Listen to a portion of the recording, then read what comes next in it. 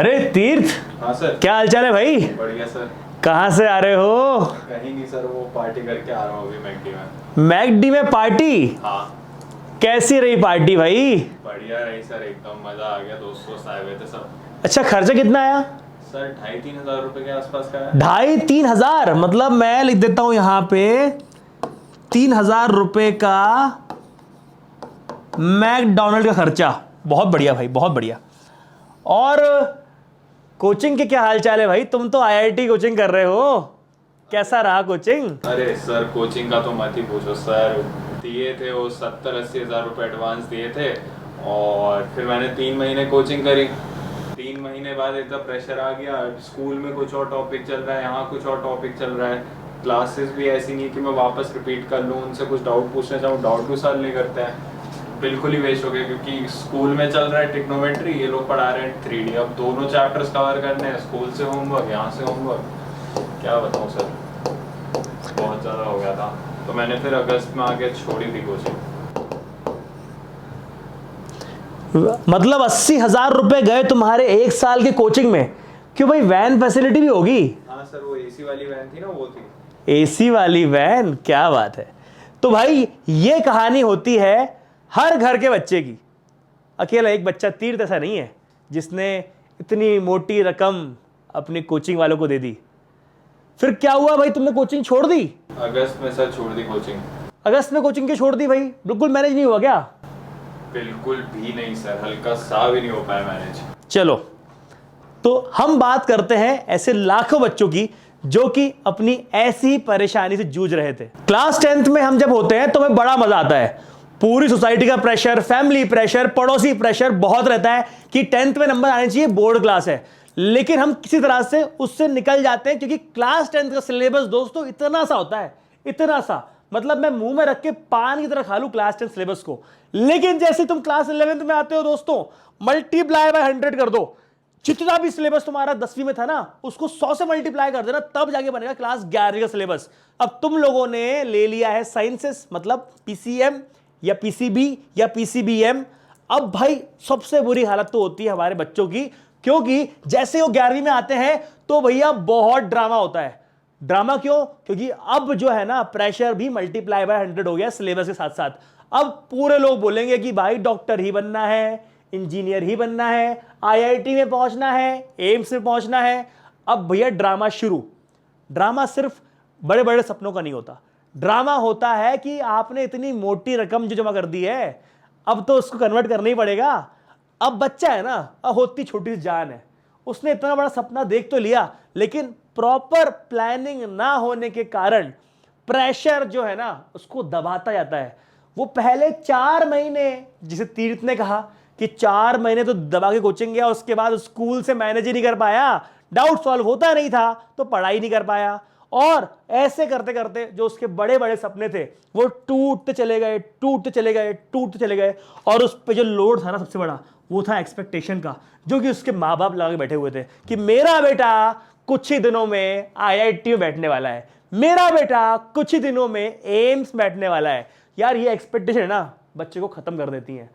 अब इतना सोसाइटी का प्रेशर रहता है कि तुम लोग उसको जूझते जूझते किसी तरह से 4-5 महीने कोचिंग जाते हो, हर चीज मैनेज करते हो। कक्षा 11वीं, अब तुम्हारे धीरे धीरे हार्मोनल चेंजेस भी हो रहे हैं, तो डिस्ट्रैक्शन भी इतना होता है कि उस पूरी पढ़ाई का रिजल्ट नहीं आ रहा होता। और जैसे ही तुम्हारे अगस्त सितंबर में स्कूल के एग्जाम्स आते हैं तो तुम्हें समझ में आता है कि भाई मैं पढ़ रहा था आईआईटी के लेवल का, लेकिन मुझे स्कूल लेवल का भी नहीं बन रहा।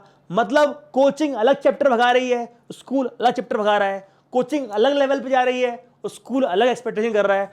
माँ बाप बोल रहे हैं कि एनसीईआरटी से पढ़ ले, उससे एग्जाम में आने वाला है। कोचिंग वाला अलग कहानी बोल रहा है कि एनसीईआरटी मत छूना, स्कूल मत जाना, टीचर पे ध्यान मत देना। मतलब बच्चा जो छोटा सा रहता है, मासूम सा रहता है, उस पर अलग अलग तरह के लोग अलग अलग प्रेशर डाल के उसको तोड़ देते हैं।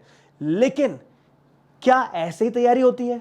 जी नहीं, ये तैयारी है गलत, जिसमें कि बच्चा टूट जाता है, क्योंकि बच्चा बहुत ही सॉफ्ट हार्टेड रहता है, उस तक सही चीज पहुंचनी चाहिए। लोग अपने बिजनेस पे फायदा पहुंचाने के लिए बच्चों के इमोशन से खींचते हैं। स्कूल वाले टीचर परेशान करते हैं उसको नंबर लाने के लिए, ब्लैकमेल करते हैं कि प्रैक्टिकल में नंबर नहीं मिलेंगे, और कोचिंग वाले टीचर उसको स्कूल से तोड़ते हैं ताकि वो स्कूल के टीचर की बात ना सुने और सिर्फ उनकी बात सुने और उन पे डिपेंडेंट हो जाए। बच्चा कहाँ जाएगा? बच्चे पे सही मेंटरशिप नहीं पहुंच पाती है। इसीलिए कुछ टिप्स बहुत जरूरी दोस्तों कि क्या क्या फॉलो करना चाहिए। तो पहली टिप तो यह है कि एक रूटीन फिक्स कर लो। यह जानना तुम्हारे ऊपर है कि तुम लोग रात में जागना फेवर करते हो कि सुबह। तुम लोगों को पता होना चाहिए कि रात में पढ़ाई तुम्हारी अच्छी हो रही है ईमानदारी से कि सुबह सुबह हो रही है। पहले तो ये फिक्स कर लो और उस पूरे रूटीन को साल भर के लिए फिक्स करना पड़ेगा।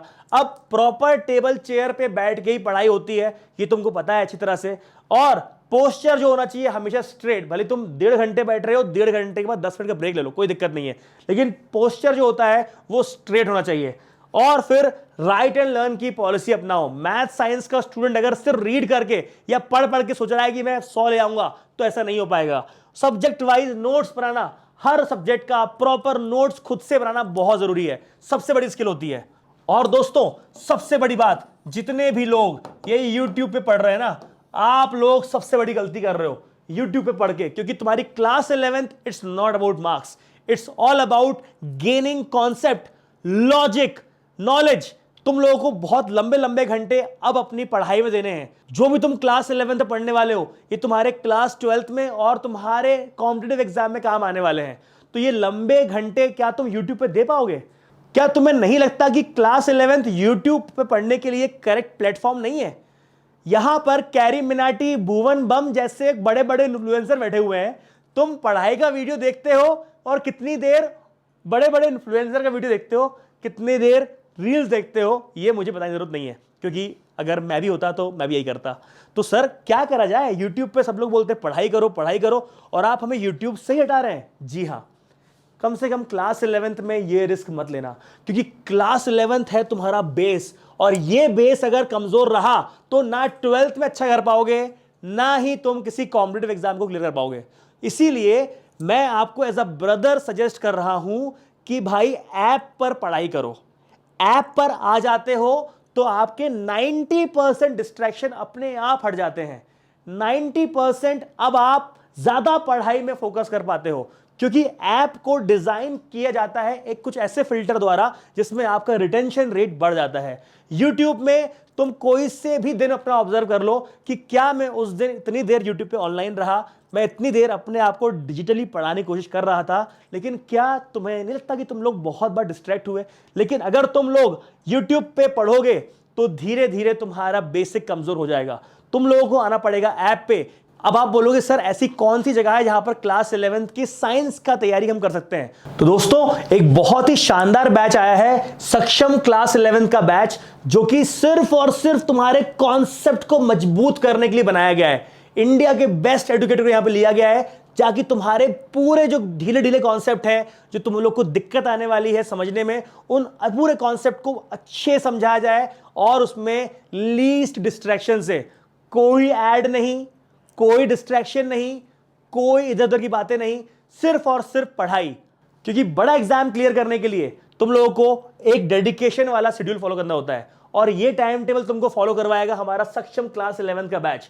तो दोस्तों डाउनलोड कर लो, डिस्क्रिप्शन में लिंक डली हुई है ऐप, और ये अभी लिमिटेड टाइम का ऑफर है। जितने में हमारा तीर्थ पिज्जा खा के आता है ना, उससे कम में सिर्फ 1999 रुपीज में तुम्हारा साल भर का सब्सक्रिप्शन है। PCM हो, PCB हो या PCBM हो, वह सिर्फ और सिर्फ 1999 में तुमको मिलेगा पूरा का पूरा सिलेबस का access, live videos, recorded videos, study material, बहुत सारे क्विज, बहुत सारे टेस्ट, सब कुछ मिलेगा तुमको सक्षम बैच में। एक से बढ़कर एक इंडिया के मेंटोर तुमको मिलेंगे इस बैच में, एक प्रॉपर रूटीन फॉलो करवाएंगे, और they will not let you collapse after 4-5 months. तुम लोगों को पूरा साल जबरदस्त एनर्जी से पढ़ाने वाले हैं। तो दोस्तों ज्वाइन करिए सक्षम बैच, डिस्क्रिप्शन में डली हुई लिंक। Thank you.